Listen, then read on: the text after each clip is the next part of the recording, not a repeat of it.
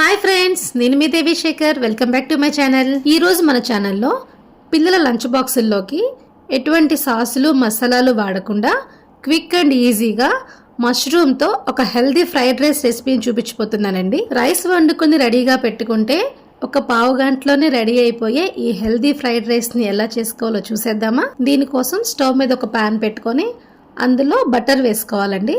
Butter పూర్తిగా చక్కగా కరిగిపోయిన తర్వాత ఇందులో 1 టీ స్పూన్ షాజీరా వేసుకోవాలి.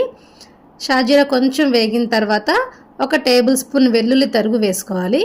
ఈ వెల్లుల్లి తరుగు కూడా కొంచెం ఫ్రై అయిన తర్వాత 3 పచ్చిమిర్చి చీలికలు వేసుకోవాలి. అలానే 1 గుప్పెడు జీడిపప్పు కూడా వేసుకోండి. ఈ జీడిపప్పు పూర్తిగా ఆప్షనల్ అండి, మీకు కావాలంటే వేసుకోవచ్చు, లేకపోతే లేదు. ఈ జీడిపప్పు పచ్చిమిర్చి కూడా చక్కగా మంచిగా వేగిపోయిన తర్వాత ఇందులో 1 ఉల్లిపాయ సన్నగా తరిగి వేసుకోవాలండి.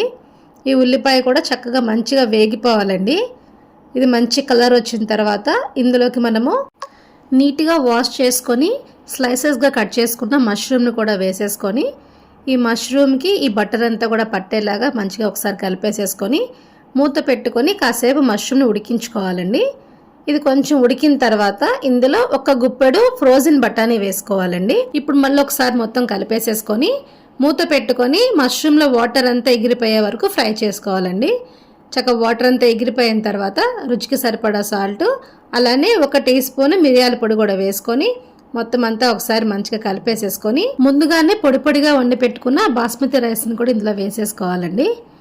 బాస్మతి రైస్ అనే కాదు, మీరు నార్మల్ రైస్ అయినా కూడా వాడుకోవచ్చండి. ఈ రైసు ఈ మష్రూమ్ అన్నీ కూడా చక్కగా కలిసిపోయేలాగా కలుపుకోవాలండి. ఇది పూర్తిగా కలిసిపోయిన తర్వాత ఫైనల్గా ఇందులో మనము కొంచెం కొత్తిమీర కూడా వేసేసుకొని మళ్ళీ ఒకసారి మొత్తం అంతా కలిపేసేసుకుంటే మనం ఎంతో టేస్టీగా హెల్దీగా అండ్ త్వరగా చేసేసుకునే మష్రూమ్ ఫ్రైడ్ రైస్ అయితే రెడీ అయిపోయిందండి. మరి ఎటువంటి సాసులు మసాలాలు వాడకుండా హెల్దీగా చేసిన ఈ మష్రూమ్ ఫ్రైడ్ రైస్ మీకు నచ్చిందా అండి? అయితే మీరు ట్రై చేసి మీకు ఎలా కుదిరిందో కామెంట్స్లో నాతో షేర్ చేయండి. Thank you.